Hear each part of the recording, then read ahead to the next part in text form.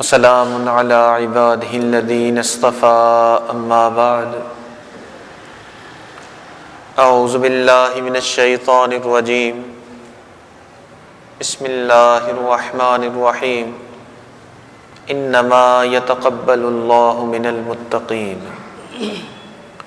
سبحان ربک رب العزة عما یصفون وسلام علی المرسلین والحمد للہ رب العالمین اللہم صل علی سیدنا محمد وعلی آل سیدنا محمد وبارک وسلم اللہم صل علی سیدنا محمد وعلی آل سیدنا محمد وبارک وسلم اللہم صل علی سیدنا محمد وعلی آل سیدنا محمد وبارک وسلم۔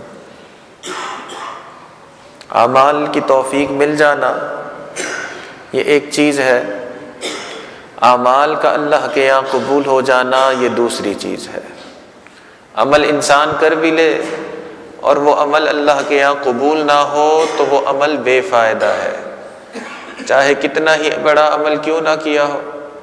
اصل عمل میں یہ چیز دیکھی جاتی ہے کہ یہ عمل اللہ کے یہاں قبول ہو جائے۔ تو کئی مرتبہ چیزوں کے اندر قابلیت تو ہوتی ہے، انسانوں کے اندر قابلیت ہوتی ہے، مگر اللہ کے یہاں قبولیت نہیں ہوتی۔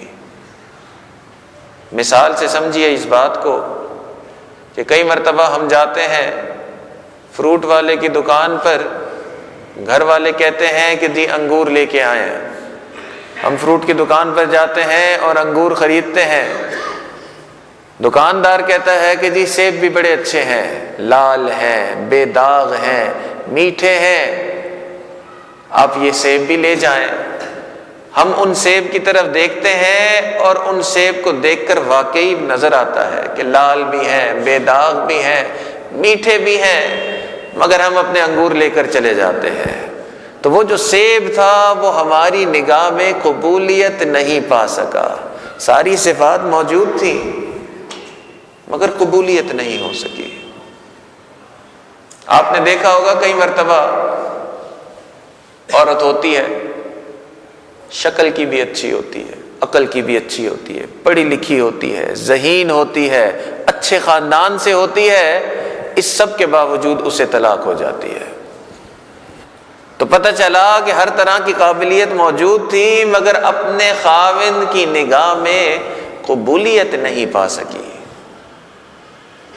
اور کئی مرتبہ ایسا ہوتا ہے کہ عورت جو ہے وہ عقل کی بھی اتنی سمجھ والی نہیں ہوتی ہے، پڑھی لکھی بھی اتنی نہیں ہوتی ہے، شکل کی بھی اچھی نہیں ہوتی ہے، ایسے کوئی بڑے خاندان سے بھی نہیں ہوتی ہے، مگر اپنے خاوند کے گھر پہ راج کر رہی ہوتی ہے۔ تو کئی مرتبہ قابلیت ہوتی ہے، قبولیت نہیں ہوتی۔ چنانچہ ایک دلہن کو تیار کیا جا رہا تھا، کپڑے پہنائے جا رہے تھے اور میک اپ لگایا جا رہا تھا۔ اس کی ایک سہیلی نے کہا کہ آج تو آپ بڑی خوبصورت لگ رہی ہیں۔ تو جیسے ہی سہیلی نے کہا کہ جی خوبصورت لگ رہی ہیں، ایسے ہی اس دلہن کی آنکھوں میں آنسو آ گئے۔ تو سہیلی نے کہا کہ میں نے کوئی غلط بات کر دی ہے کہ آپ کی آنکھوں میں آنسو آ گئے؟ اس نے کہا بات غلط نہیں کی، میں تو اس بات پہ رو رہی ہوں کہ جس کے لیے تیار ہو رہی ہوں اگر اس کی نگاہ میں قبولیت نہیں پائی تو تیری تعریف کا میں کیا کروں گی۔ تو پتہ چلا کہ یہ قبولیت بڑی فکر ہے، ہر مومن کو اس قبولیت کی فکر ہونی چاہیے کہ جو میں عمل کر رہا ہوں وہ عمل اللہ کے یہاں قبول ہو جائیں۔ سوال یہ پیدا ہوتا ہے کہ واقعی ایسا ہوتا ہے کہ ہم اعمال کریں گے اور اللہ کے ہاں ان اعمال کی کوئی قدر و قیمت نہیں ہوگی؟ جی ہاں، 100% ایسا ہوتا ہے۔ حدیث پاک میں آتا ہے کہ شیطان نے 80,000 سال اللہ کی عبادت کی ہے۔ اس جہان کا کوئی چپا نہیں جس پہ اس نے سجدہ نہیں کیا ہوگا، مگر اس نے تکبر کیا اور یہ اتنے بڑے بڑے ہزاروں سالوں کے اعمال کو ٹکرا دیا گیا۔ تو تو پتہ چلا کہ اعمال انسان کرتا ہے، اس کے باوجود بھی ان اعمال کی قبولیت میں شک ہے۔ بڑے بڑے انبیاء کا غم یہ قبولیت ہی تھی کہ کسی طرح میرا عمل قبول ہو جائے۔ ابراہیم علیہ السلام نے بیت اللہ کی دیوار تعمیر کی، چھوٹا عمل تھا، کتنا بڑا عمل، ہزاروں سالوں بعد تک اس عمل کا اجر مل رہا ہوگا۔ تو جب اس دیوار کو تعمیر کیا، اس بیت اللہ کو تعمیر کیا، تو تعمیر کرنے کے بعد دعا مانگی۔ اللہ تعالیٰ قرآن پاک میں اس دعا کا تذکرہ فرماتے ہیں، وَإِذْ يَرْفَعُ إِبْرَاهِيمُ الْقَوَاعِدَ مِنَ الْبَيْتِ وَإِسْمَاعِيلُ، یاد کرو اس وقت کو جب ابراہیم علیہ السلام نے اپنے بیٹے اسماعیل کے ساتھ مل کر بنیادوں کو بلند کیا بیت اللہ کی، ربنا تقبل منا، اور بنیادوں کو بلند کرنے کے بعد کیا دعا کی؟ اے اللہ اسے قبول فرما لیجئے۔ تو پتہ چلا انبیاء کو بھی بڑا غم تھا کہ جو عمل کروں گا اس عمل کی قبولیت کی فکر۔ حضرت عمران علیہ السلام کی اہلیہ حمل سے تھی، اور حمل کے دوران ایک زبردست نیت کی۔ کیا نیت کی؟ رب انی نذرت لک ما فی بطنی محررا، کہ اللہ، قرآن پاک میں اس نیت کا تذکرہ ہے، فرماتی ہیں اے اللہ جو کچھ میرے بطن میں ہے اس کو میں 100% آپ کے لیے وقف کرتی ہوں۔ آج تو کوئی ماں ایسی نہیں ہے جو کہے کہ بس جو کچھ پیدا ہوگا بس یہ آپ کی عبادت کے لیے، اس سے میرا کوئی فائدہ نہیں، اس کو پیدا اس لیے کر رہی ہوں کہ شروع سے لے کے آخر تک یہ آپ کی عبادت کرے گا۔ تو کتنی بڑی نیت تھی، کون ماں ایسی نیت آج کرتی ہے؟ کوئی نہیں۔ اتنی بڑی نیت کرنے کے بعد، اتنا سب کچھ اللہ کے سامنے پیش کرنے کے بعد، آگے سے دعا کیا تھی؟ ربنا فتقبل منی، اے اللہ اس کو قبول فرما لیجیے۔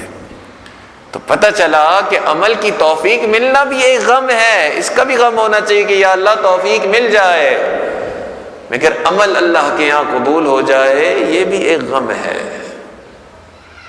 تو بڑے بڑے انبیاء کا بھی یہی غم، اسی لیے یہ اللہ والے ہوتے ہیں، یہ اعمال کر بھی رہے ہوتے ہیں اور کرنے کے بعد رو بھی رہے ہوتے ہیں کہ یا اللہ اسے قبول کر لے۔ کیسے پتہ چلے کہ ہمارے اعمال اللہ کے یہاں قبول ہو جائیں گے، یا کیسے پتہ چلے کہ ہمارے اعمال اللہ کے یہاں قبول ہوئے؟ اللہ جزائے خیر دے ہمارے اکابرین کو، انہوں نے کچھ نشانیاں بتا دی، اعمال کی قبولیت کی نشانیاں۔ عمل کی قبولیت کی پہلی نشانی یہ ہے کہ وہ عمل خالصتاً اللہ کے لیے کیا جائے۔ جو عمل خالصتاً اللہ کے لیے کیا جاتا ہے، جس میں کوئی اور غرض مرض نہ ہو، بالکل پاک صاف عمل ہو، کسی اور غرض سے، صرف اللہ کو راضی کرنے کے لیے جو عمل کیا جاتا ہے وہ عمل اللہ کے یہاں قبول ہوتا ہے۔ نبی علیہ الصلوۃ والسلام نے ارشاد فرمایا انما الاعمال بالنیات، کہ اعمال جو ہے اس کا دار و مدار، یعنی اعمال کی قبولیت کا دار و مدار اس کی نیت پر ہے۔ جیسی نیت ہوگی ویسی قبولیت ہوگی۔ حضرت بایزید بستامی رحمۃ اللہ علیہ ایک مرتبہ سورہ طٰہٰ کی تلاوت فرما رہے تھے، پوری سورت تلاوت کی، تلاوت جب فرما رہے تھے تو قریب سے ایک آدمی گزرا، تو آپ تلاوت کرتے ہوئے تھوڑا سا ڈسٹرب ہوئے، دیکھا آپ نے ادھر کہ جی ایک بندہ آیا ہے، مگر پھر آپ اپنی تلاوت میں لگ گئے اور پوری سورہ طٰہٰ مکمل فرمائی۔ رات کو خواب میں ان کو اپنا نامہ اعمال دکھایا گیا، اور نامہ اعمال میں انہوں نے سورہ طٰہٰ کو موجود پایا تو بڑے خوش ہو گئے کہ جی صبح عمل کیا اور شام کو میرے نامہ اعمال میں یہ عمل موجود ہے۔ تو بڑے غور سے اپنے نامہ اعمال کو دیکھنے لگے، اور پوری سورہ طٰہٰ موجود تھی۔ جب آہستہ آہستہ دیکھتے گئے تو بیچ میں سے چند آیتیں موجود نہیں، تو فرشتے سے پوچھا کہ میں نے تو پوری سورہ طٰہٰ تلاوت کی، یہ 2-3 آیتیں موجود نہیں ہیں میرے نامہ اعمال میں۔ تو فرشتے نے کہا کہ ہاں یہ وہ 2-3 آیتیں ہیں جب ایک آدمی قریب سے گزرا آپ کے دل میں یہ خیال آیا کہ شاید یہ میری تلاوت سن کے خوش ہو رہا ہوگا، تو ان اعمال کو اللہ نے نامہ اعمال سے الگ کر دیا۔ تو پتہ چلا کہ عمل اللہ کے یہاں وہ قبول ہوں گے جو خالصتاً اللہ کے لیے کیے جائیں گے۔ چنانچہ ہمارے مشائخ نے لکھا کہ جو صاحب نسبت بندہ ہوتا ہے نا، جو اللہ کے مقربین، اللہ والے جو ہوتے ہیں، ان کی نشانیوں میں سے ایک نشانی یہ ہوتی ہے کہ ان کو اپنی نیت کے اوپر بڑا کنٹرول حاصل ہوتا ہے، ان کو اپنی نیت کا استحضار ہوتا ہے۔ کیا مطلب؟ کہ ان کے ہر عمل کے اندر واقعتاً وہ اپنا عمل اللہ کے لیے کر رہے ہوتے ہیں۔ حضرت علی رضی اللہ عنہ ایک مرتبہ مارکے میں کسی کافر کے ساتھ گتھم گتھا ہو گئے، تلواریں چل رہی ہیں، اور تلواریں جلنے کے بعد آخر کار حضرت علی رضی اللہ عنہ اس کے سینے پہ بیٹھ گئے اور تلوار ابھی اندر ڈالنے والے تھے کہ اس بدبخت نے حضرت کے چہرے مبارک پر تھوک دیا۔ جیسے اس نے تھوکا تو حضرت نے قتل کرنے کی بجائے اس کے سینے سے اٹھ گئے۔ اس نے کہا کیا ہوا، آپ مجھے قتل نہیں کریں گے؟ اس نے کہا دل تو چاہ رہا ہے کہ تجھے قتل کر دوں، مگر کروں گا نہیں، اس لیے کہ پہلے تجھے جب قتل کر رہا تھا تو خالصتاً اللہ کے لیے کر رہا تھا، اب جو تو نے میرے منہ پہ تھوکا تو میرا اپنا غصہ بھی شامل ہو گیا، اب مجھے لگتا ہے کہ یہ عمل کوئی فائدہ مند نہیں، اس لیے تجھے قتل نہیں کر رہا۔ تو اس گمسان کی جنگ کے اندر اور تلواریں لڑ رہی ہیں، تب بھی اپنی نیت کا کیسا استحضار ہے۔